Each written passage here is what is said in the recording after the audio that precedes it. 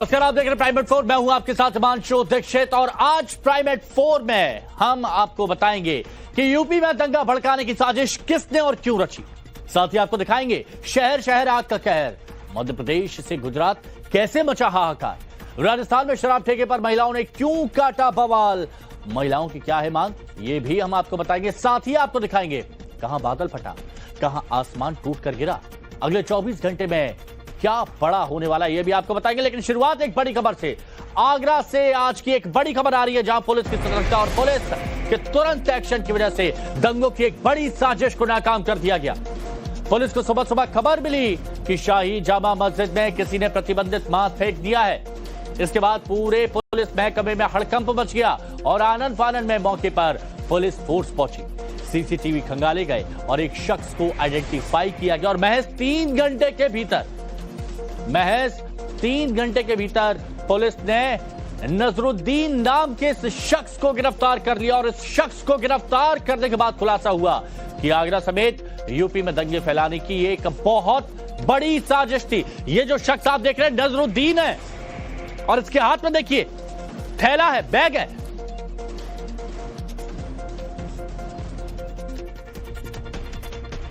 तो सीसीटीवी में यह शख्स यहां पर नजर आ रहा है जिसको आप देख रहे हैं। अब पुलिस को जिस बात का अंदेशा था, कुछ लोगों ने वही करने की कोशिश की। आज शाही मस्जिद में नमाज के बाद भीड़ गुस्से में आ गई और सड़क पर ही प्रदर्शन करने उतर गए। इस दौरान लोगों ने जमकर नारेबाजी की और आरोपित को फांसी देने की मांग की। पुलिस ने पहले तो लोगों को समझाया और बताया कि आरोपित को गिरफ्तार कर लिया गया है, लेकिन जब माहौल बिगाड़ने पर लोग उतारू हो गए, नहीं माने, तो पुलिस ने हल्का बल प्रयोग किया और उसके बाद शाही मस्जिद के आसपास के इलाके में फ्लैग मार्च किया। वीडियो देखिए, तस्वीर देखिए। पहले हंगामा कर रहे थे, लोगों को समझाया कि भाई मत करिए, गिरफ्तार हो चुका है आरोपी, तो नहीं। तो फिर ये देखिए हल्के बल का प्रयोग किया, भीड़ को तितर बितर किया और कहा चलिए निकलिए घर। और फ्लैग मार्च पुलिस का निकला है। आपको बताएंगे कि आखिर ये आरोपित नजरुद्दीन है कौन और इसका मकसद क्या था। लेकिन अभी हमारे सहयोगी अभिषेक राज आगरा के ताजा हालात बता रहे हैं, वो देखिए। आगरा में आग लगाने की कोशिश की गई, आगरा में तनाव बढ़ाने की कोशिश की गई। आज सुबह जो है, जब लोग यहाँ पर नहीं थे मस्जिद के अंदर, शाही जामा मस्जिद है, ये आगरा का काफी पुराना मस्जिद है, और यहाँ पर जिस वक्त लोग मौजूद नहीं थे उसी वक्त एक जो शख्स है वो आता है और उसके बाद एक प्रतिबंधित जानवर का जो सर है उसको मस्जिद में ले जाकर रख देता है। इसके बाद इलाके में तनाव बढ़ जाता है, लोगों में जो गुस्सा है वो बढ़ जाता है। और उसके बाद आज जब यहाँ पर नमाज खत्म होती है तो उसके बाद जो है लोगों के अंदर जो गुस्सा है वो फूट जाता है और लोग जो है यहाँ पर आकर प्रदर्शन भी करते हुए नजर आते हैं। यह आगरा का शाही जामा मस्जिद है और अगर देखेंगे आप तो काफी पुराना मस्जिद है और इसको लेकर ही जो है आज सुबह यहाँ पर एक प्रतिबंधित जानवर का सर जो है वो यहाँ पर रख दिया था। और उसके बाद जो लोग हैं वो यहाँ पर काफी ज्यादा जो है वो गुस्से में आ गए थे। यहाँ कुछ लोग हैं, पुलिस ने मुलजिम को भी पकड़ लिया पहले ही, नमाज से पहले। ये जो पता नहीं बाहर के थे मंटोले, इस इलाके के नीचे लड़के। आपको लगता है कहीं ना कहीं आगरा की शांति बिगाड़ने की कोशिश की गई? इसी वजह से हुआ ये सब, शांति का माहौल भंग हो। कोई दिक्कत परेशानी? अब कोई दिक्कत नहीं, अब पुलिस ने समझ लिया, काम बहुत बढ़िया हो रहा है, कोई दिक्कत नहीं। नमाज शांतिपूर्ण? बिल्कुल बिल्कुल शांतिपूर्ण के हो गई नमाज में कोई कहीं दिक्कत नहीं है। लेकिन जिस तरीके से ये सोचे समझे साजिश के तहत किया गया, ये साजिश से ही हुआ जो रखा गया है और उसके बाद जो उदम हुआ, ये भी सब यहाँ के लोग तो थे नहीं, पहचान में आए नहीं थे, पता नहीं कहाँ से गए। तो ये बताया जा रहा है कि वो यहाँ के करीब का रहने वाला है, नजदीक का रहने वाला है। ये वो जिसने रखा है वो यही करीब का रहने वाला है। तो क्या पहले आप लोग उसको जानते थे, कभी देखा था इसको? नहीं, हम नहीं जानते। जो लोग हैं वो गुस्से में आ गए थे। लेकिन देखिए इलाके में शांति बहाली के लिए जो पुलिस बल है उसको यहाँ पर तैनात किया गया है। पुलिस की जो सुरक्षा है वो यहाँ पर आपको नजर आएगी और अब पुलिस ने यहाँ पर एक फ्लैग मार्च भी निकाला है। पूरे इलाके के अंदर लोगों को समझाया जा रहा है, विश्वास बहाली की जो प्रक्रिया है उसको यहाँ पर शुरू की जा रही है। और पूरा जो ये चौराहा है, शाही जामा मस्जिद का रोड है, ये आशिना का इलाका है और यहाँ अगर आप देखेंगे जो सुरक्षा व्यवस्था है उसको काफी ज्यादा दुरुस्त करने की कोशिश की जा रही है। और यहाँ आप देखिए किस तरीके से जो पुलिस बल है उसको लगातार यहाँ पर पेट्रोलिंग कराया जा रहा है। अलग अलग इलाकों में जो पुलिस बल है वो पेट्रोलिंग करते हुए नजर आ रही है। मौके पे जो आला अधिकारी हैं वो यहाँ पर पहुंचे हुए हैं और लगातार जो जांच पड़ताल है वो की जा रही है, क्योंकि जिस तरीके से सोच समझ के इस घटना को अंजाम देने की कोशिश की गई थी, आगरा के माहौल को बिगाड़ने की कोशिश की गई थी, वो अपने आप में कई सवाल खड़े करता है कि आखिर इसके पीछे कौन था और किस तरीके से इस साजिश को अंजाम देने की कोशिश की गई थी। और देखिए, लोग जिस आरोपी को फांसी की मांग कर रहे हैं वो नजरुद्दीन अब पुलिस की गिरफ्त में, और बड़े खुलासे होने की उम्मीद है। लेकिन आपको बताते हैं, यह आपके लिए जानना बहुत जरूरी है कि आखिर ये शख्स कौन है। तो देखिए, ये नजरुद्दीन आगरा का ही लोकल निवासी है। यह बताया जा रहा है कि ये आगरा का ही लोकल निवासी है और वो टीला नंदराम मंडोला का रहने वाला है। पुलिस की जांच चल रही है और पता लगाने की कोशिश हो रही है कि आखिर इस पूरी साजिश के पीछे कौन है और कौन लोग हैं जो जुम्मे के दिन लोगों को भड़काना चाहते हैं, क्योंकि इस शख्स को देखकर नहीं लगता कि ये इतनी बड़ी साजिश रच सकता है। यहाँ पे आज सुबह सूचना प्राप्त हुई कि कोई मांस यहाँ पर मिला। उस क्रम में हम लोगों ने सीसीटीवी खंगालना शुरू किया और यहाँ क्योंकि जमा मस्जिद में स्वयं सीसीटीवी कैमरे लगे हुए हैं, तो वहाँ उसमें उसको देखा गया। उसके बाद उसको ट्रेस किया गया। जब इसमें पूरी सिटी की ईस्ट वेस्ट और सीपी सर की सबकी एसओजी सर्विलांस लगभग 100 लोग तत्काल इसमें लगाए गए। इन्होंने सबने ट्रेस किया तो स्कूटी पर ये जाता हुआ दिखा। फाइनली इसको ये पता चला कि इसने एक दुकान से खरीदा था। और देखिए, इसी बीच आगरा की घटना पर यूपी बीजेपी का एक बड़ा बयान सामने आया। बीजेपी नेता राकेश त्रिपाठी ने कहा है, बीजेपी के नेता हैं राकेश त्रिपाठी, और वो कह रहे हैं कि कुछ लोग सांप्रदायिक माहौल बिगाड़ना चाहते हैं, लेकिन यूपी पुलिस ने बड़ी साजिश को नाकाम किया और आरोपित को पुलिस ने तुरंत गिरफ्तार भी किया। राकेश त्रिपाठी ने कहा कि यूपी अब दंगों की भूमि नहीं बनेगी और दंगों की साजिश करने वाले चेहरे बेनकाब होंगे।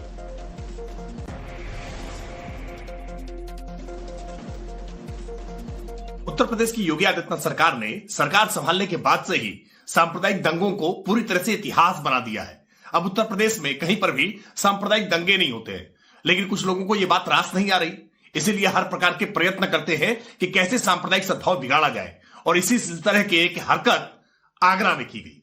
यह प्रयास किया गया कि कैसे वहां सांप्रदायिक तनाव बनाया जाए और दंगे कराए जाए, लेकिन उत्तर प्रदेश की पुलिस ने बहुत तत्परता के साथ इस पूरे मामले का खुलासा किया है। इस पूरे मामले में जो वांछित अभियुक्त था उसको डिजिटल एविडेंस के साथ बिना पर उसको गिरफ्तार किया है।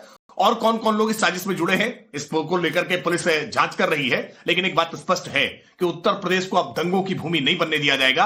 उत्तर प्रदेश से सांप्रदायिक दंगे करने वाले सभी चेहरों को बेनकाब करेंगे।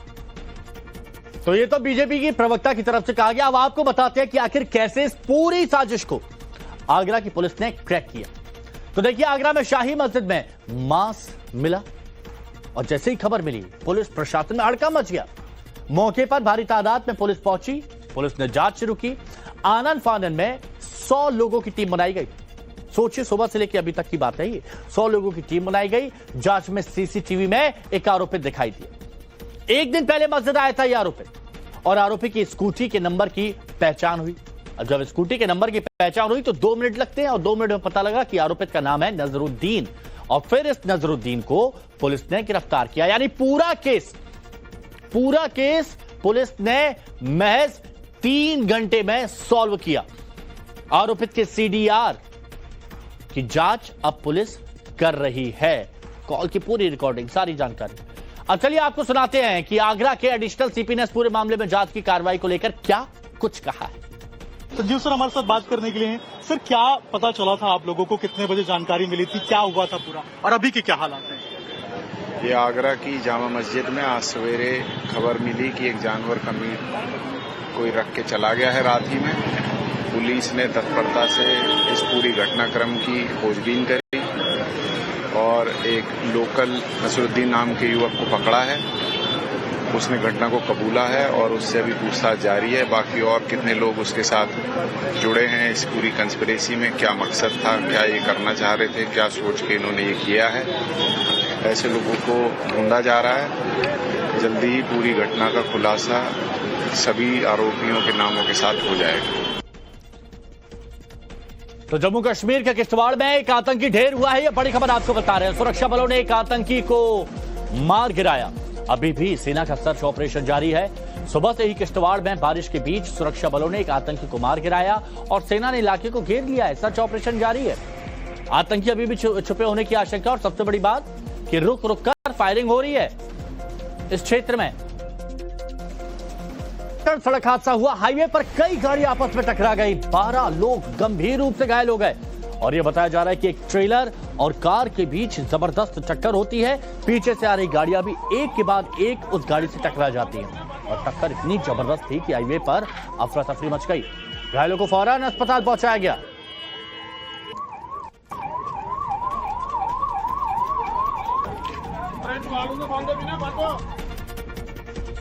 राजस्थान के धौलपुर में महिलाओं ने एक शराब के ठेके के सामने धरना दिया और वहीं बैठ गई।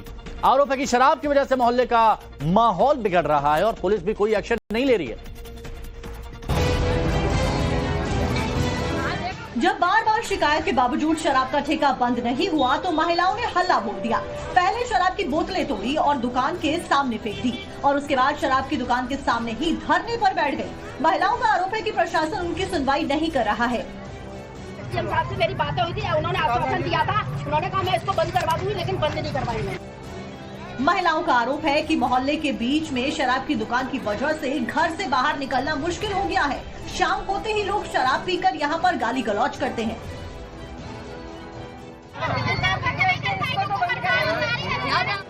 मामला जब बढ़ा तो मौके पर पुलिस भी पहुंची, लेकिन महिलाएं मोर्चे से हटने को तैयार नहीं हैं। महिला शक्ति के नारे लगाने के साथ ही महिलाओं ने साफ कर दिया है कि प्रशासन को ये दुकान यहां से हटानी होगी। गुजरात के पाटन से बड़ी खबर आ रही है। पटना में कलेक्ट्रेट को उड़ाने की धमकी दी गई। कलेक्टर को बेल करके ये धमकी दी गई। कलेक्ट्रेट को फौरन खाली कराया गया। पाटन में, गुजरात के पाटन से ये बड़ी खबर है। पाटन में कलेक्ट्रेट को उड़ाने की धमकी दी गई और बम डिस्पोजल की टीम मौके पर मौजूद है। चप्पे चप्पे की तलाशी ली जा रही है। शाम करीब 3 बजे पाटन कलेक्टर को बेल आया जिसमें कलेक्ट्रेट को उड़ाने की धमकी दी गई। इस धमकी के बाद फौरन कलेक्ट्रेट को खाली करा लिया गया। बम डिस्पोजल की टीम मौके पर अब छानबीन कर रही है और यह भी पता लगाने की कोशिश कर रही है कि कौन था जिसने वो धमकी भरा मेल किया। अलीगढ़ की रहने वाली रूबीना ने बरेली पुलिस से सुरक्षा की गुहार लगाई। रूबीना ने अपनी मर्जी से शादी की और अब उन्हें अपने ही परिवार के लोगों का डर सता रहा है। पूरा मामला आपके सामने। भद्रम कर्णेभिः शृणुयाम देवाः भद्रम पश्येमाक्षरभिर्यजत्राः स्थिरैरङ्गतुष्टुवाग्वङ्ग। अलीगढ़ की रहने वाली 18 साल की रूबीना ने पहले सनातन धर्म को अपनाया, फिर सनातनी राजेश को। हिंदू धार्मिक रीति रिवाज से दोनों ने बरेली के मुनि आश्रम में 7 फेरे लिए और जीवन भर साथ रहने का वचन लिया। तो आप ये सब जान करके अपनी मर्जी से शादी कर रही हैं? हाँ, अपनी मर्जी से शादी कर रही हूँ। अच्छा, कोई जोर दबाव तो नहीं है आप पर? नहीं। आपको डराया धमकाया हो किसी ने? नहीं। कोई लोभ लालच दिया हो? नहीं। रूबीना अलीगढ़ के सहारा कला गांव की रहने वाली और राजेश का रूबीना के गांव में अपने दोस्त के घर आना जाना था। यहीं से दोनों की नजदीकियां बढ़ी, दोनों में प्रेम हुआ और रूबीना को हिंदू धर्म पसंद आ गया और इसी के बाद दोनों ने शादी करने का फैसला लिया। रूबीना कहती है वैसे तो इस्लाम में कोई बुराई नहीं, लेकिन उन्हें 3 तलाक और बुर्का पसंद नहीं था। जैसे 3 तलाक है, अच्छी लगती है आपको? नहीं। हलाला अच्छा लगता है? नहीं। बुर्का पहनना अच्छा लगता है? नहीं। ये सारी चीज आपको पसंद नहीं है? नहीं। और इस वक्त की एक और बड़ी खबर आपको बता दें, पटना से ये बड़ी खबर आ रही है। पटना के दानापुर में आरजेडी विधायक के घर पर छापा मारा गया है। आरजेडी विधायक रीतलाल यादव के घर पर स्पेशल टास्क फोर्स की टीम अभी मौजूद है और ये देखिए, ये रेड मारी जा रही है। जवान घर के बाहर हैं। पूरे इलाके में आप देखिए एसटीएफ मौजूद है। विधायक के घर से हथियार बरामद हुए हैं और छापेमारी पटना पुलिस ने की है। मौके पर सिटी एसपी के साथ भारी संख्या में पुलिस बल मौजूद है, जैसा आप यहां पर देख सकते हैं। आरजेडी विधायक रीतलाल यादव, साकेत हमारे सहयोगी हमारे साथ में जुड़ चुके हैं। साकेत, आरजेडी विधायक रीतलाल यादव के घर एसटीएफ की रेड, हथियार बरामद हुए, क्या खबर है आपके पास? देखिए, पुलिस की तरफ से अभी तक हथियार की पुष्टि जरूर नहीं की गई है, लेकिन यहाँ पर देखिए किस तरह से छावनी बना हुआ है ये पूरा इलाका। यहीं पर आगे रीतलाल यादव का आवास है जहाँ तक हम आपको लेकर चलते हैं और ये पूरा जो इलाका है लगभग 600 से 700 पुलिसकर्मी, एसटीएफ के जवान और पटना पुलिस जो है वो यहाँ पर तैनात है और उस पटना पुलिस के नेतृत्व में खुद एसपी और यहाँ पर जो इस लोकल थाना क्षेत्र के जो डीएसपी हैं वो यहाँ पर साथ में मौजूद है और यहाँ पर रेड जो है वो चल रही है। आप देखिए तस्वीर किस तरह से जहां भी नजर जाएगी पुलिस की गाड़ियां यहां पर दिख रही है और रीतलाल यादव जो कि आरजेडी के एक कद्दावर विधायक माने जाते हैं। बहुत ही इस इलाके में पूरा जो ये दानापुर का इलाका है यहाँ पर उनका दबदबा रहा है और उसके घर पर इस तरह से रेड, और वो भी इतनी बड़ी संख्या में, चूंकि समर्थक भी कहा जाता है बहुत ज्यादा इस इलाके में रीतलाल यादव के हैं, तो ऐसे में पुलिस अपनी पूरी तैयारी के साथ यहाँ पर पहुंची है। आप देखिए तमाम जो गाड़ियां हैं, और ये सामने जो आप देख पा रहे हैं ये रीतलाल यादव का घर है और यहीं पर रेड चल रहा है। और सिर्फ एक किसी आवास पे नहीं है बल्कि और भी कई आवास है, घर है और कई ठिकाने हैं रीतलाल यादव के, जिन पर जो एसटीएफ और पटना पुलिस की रेड चल रही है। अब इस रेड में क्या कुछ बरामद होगा ये समय आने पर पता चलेगा जब पुलिस इस बारे में कुछ बताएगी। लेकिन फिलहाल पुलिस कुछ भी नहीं कह रही है। हथियार मिलने की बात जरूर सामने आ रही है, लेकिन उसमें कितनी सच्चाई है वो जब तक पुलिस के तरफ से कोई आधिकारिक तौर पर ब्रीफिंग नहीं दी जाएगी तब तक ये कहना थोड़ा मुश्किल होगा। लेकिन देखिए आप किस तरह से यहाँ पर आपको जिधर भी नजर जाएगी पुलिस बल ही नजर आएंगे चारों तरफ। देखिए किस तरह से एक एक करके आपको हम तस्वीर दिखाते हैं कि किस तरह से पुलिस बल की बड़ी संख्या में यहाँ पर तैनाती रखी गई है और उस के बीच में यहाँ पर छापेमारी जो है वो चल रही है। आप देखिए चारों तरफ यहाँ पर पुलिसकर्मी मौजूद हैं। लगभग 600 से 700 की संख्या बताई जा रही है जो पुलिस यहाँ पर पहुंची है। एएसपी से लेकर तमाम जो पुलिस के अधिकारी हैं वो भी यहाँ पर मौजूद हैं। यानी निश्चित तौर पर कुछ बड़ा मामला है। जहां तक पुलिस ने बताया है कि किसी शिकायत के आधार पर ये छापेमारी जो है वो की गई जा रही है। कोर्ट से बाकायदा ऑर्डर लिया गया है पुलिस के बहुत भारी तादाद में यहाँ पर सुरक्षाकर्मी दिख रहे हैं। ये भी अपने आप में समझने वाली एक हाई राइज बिल्डिंग में भीषण आग लगने से हड़कंप मच गया और आग इमारत की 7वीं मंजिल पर लगी और देखते ही देखते उसने ऊपर की 3 और मंजिलों को अपनी जद में ले लिया।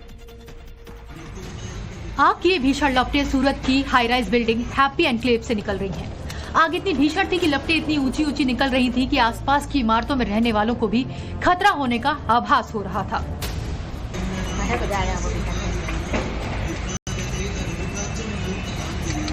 आग की शुरुआत 7वीं मंजिल से शुरू हुई और फिर उसकी लपटें देखते ही देखते 8वीं मंजिल और फिर 9वीं मंजिल तक पहुंच गई। आग के साथ ही काले धुएं का एक बड़ा गुब्बार भी पूरे इलाके में फैल गया, जिसने लोगों को और डरा दिया।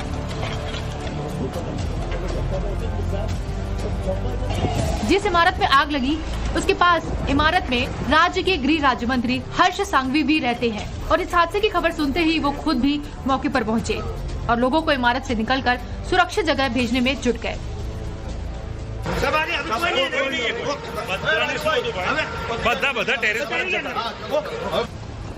राहत की बात ये रही कि कुछ ही घंटों में आग पर काबू पा लिया गया। हालांकि आग किस वजह से लगी फिलहाल साफ नहीं हो पाया। इसी साल फरवरी में भी सूरत के शिव शक्ति टेक्सटाइल मार्केट में भी आग लगी थी, जिसमें 800 दुकानें जल गई थी। यूपी से बिहार तक तूफान ने मचाई तबाही। बिहार में 35 से ज्यादा लोगों की मौत हो गई है। बड़ी खबर आपको बता रहे हैं। और बिहार में 35 से ज्यादा लोगों की मौत हुई तो उत्तर प्रदेश में तूफान से 22 लोगों की जान चली गई। यूपी से बिहार तक अचानक मौसम ने करवट ली और आकाश में छाए काले बादलों के साथ धूल भरी तेज आंधी के साथ बारिश हुई। 65 किलोमीटर की रफ्तार से चली आंधी तूफान के साथ हल्की बारिश ने जमकर तबाही मचाई। तस्वीरें देखिए, एक एक राज्य, एक एक शहर इस आफतकाल से जूझ रहा है। जम्मू कश्मीर में आज तेज बारिश का अलर्ट है। हिमाचल के कई हिस्सों में ओलावृष्टि देखने को मिल रही है। चमोली से रुद्रप्रयाग तक बादल फटने से भारी तबाही मची है। दिल्ली एनसीआर में बारिश को लेकर अलर्ट है। लखनऊ गाजियाबाद का भी हाल बेहाल है। वहीं बिहार में तो तबाही नेक्स्ट लेवल है। नालंदा में बिजली गिरने से 22 लोगों की मौत हो गई। आरा में आकाशीय बिजली और आंधी से ब्रिज के 2 टुकड़े हो गए। और बिहार की नालंदा की ये तस्वीर देखिए, कड़कड़ाती बिजली।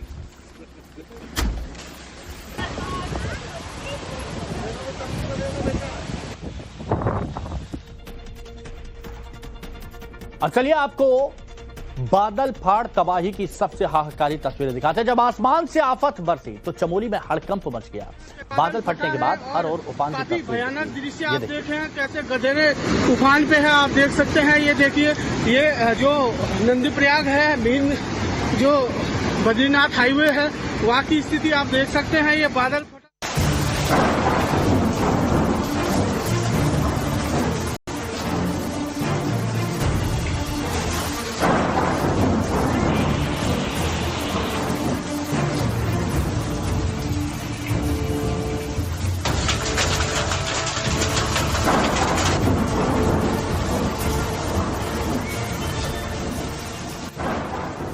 मुसीबत बादल फाड़। ये तबाही का ट्रेलर है। इन तस्वीरों को देखकर ऐसा लग रहा है कि मानो किसी ने बर्बादी का बटन ऑन कर दिया। जिस अप्रैल में गर्मी की एंट्री हुआ करती थी, उसमें विनाश के वीडियो सामने आ रहे हैं और एक एक कर सबको डरा रहे हैं। ये हमारी गाड़ी फंस गई, बह गई हमारी गाड़ी की बाइक। भयंकर रूप ले लिया, भयंकर रूप। इसमें आदमी भेजा आदमी, जब गाड़ी भे गई तो आदमी नहीं भेजा इसके अंदर। अप्रैल के महीने में जो चमोली चहका करती थी, मौसम के आगे उसने घुटने टेक दिए। कार बाइक छोड़िए, यहाँ तो आदमी बह रहे हैं। पानी की रफ्तार इतनी फास्ट एंड फ्यूरियस है कि उसके आगे लोगों की फियर फाइल्स खुल गई। पानी की स्पीड 100 की है, 100 की स्पीड पानी की भाई साहब। इसकी पानी में आदमी भेजा इसमें। ये हमारी दुकान के आगे का हाल है भाई साहब। ये पानी की स्पीड इस समय 100 से ज्यादा की है। इस बेमौसम और बेईमान बरसात ने बेबसी की ऐसी तस्वीर खींच दी जिसने दहशत और डर का नया चैप्टर अनलॉक कर दिया। इस मुसीबत वाले मौसम में उत्तराखंड का खंड खंड खंडहर होता दिख रहा है। पहाड़ टूट रहे हैं, सड़कों पर मलबा बिखरा है। झीलों और झरनों की शांत कलकल करती धारा अब शैतानी शोर मचा रही है।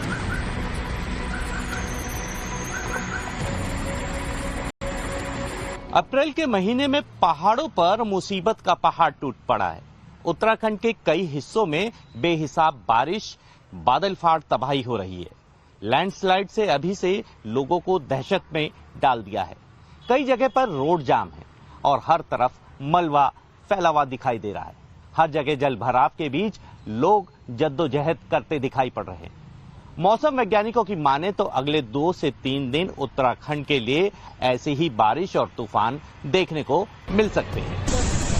और इस सबके बीच बड़ी बात यह है कि मौसम विभाग ने अंदेशा जताया है कि ये तो बस शुरुआत है, आगे और आफत आने वाली है। लेकिन सिर्फ पहाड़ी नहीं, मैदानी इलाकों में भी ये मौसम मौत बनकर बरस रही है। उत्तराखंड से बाहर निकलते ही यूपी में एंट्री होती है तो आंधी और आसमानी बिजली बर्बादी का खौफनाक मंजर बयां करती है। उत्तर प्रदेश में 10 अप्रैल को तूफान ने 22 जिंदगियां छीन ली। राजधानी लखनऊ, गाजियाबाद से लेकर बहराइच तक एक एक जगह इस जालिम मौसम से जूझ रही है। फतेहपुर में तो बिजली गिरने से 2 की मौत हो गई, 3 लोग बुरी तरह झुलस गए। बच्चे जो है बकरी चराने गए थे। हाँ। और वहाँ पर वो पेड़ के सहारे खड़े हो गए। हाँ। और इसी में उनके ऊपर आकाशीय बिजली गिर गई। 6 बच्चे लगभग घायल हुए। अच्छा।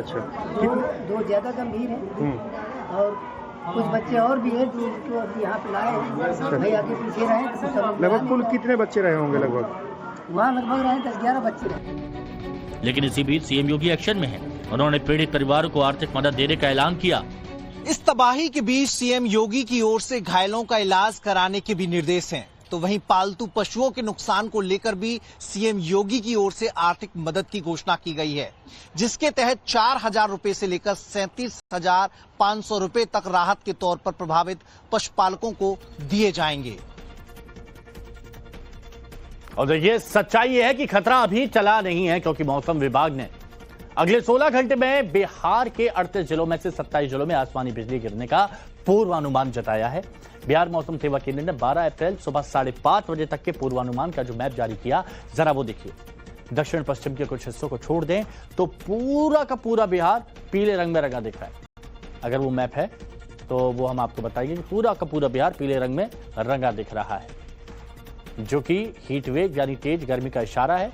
और इसी चिलचिलाती गर्मी में तेज हवा और बारिश के छींटों के साथ आसमानी बिजली गिरने की आशंका है।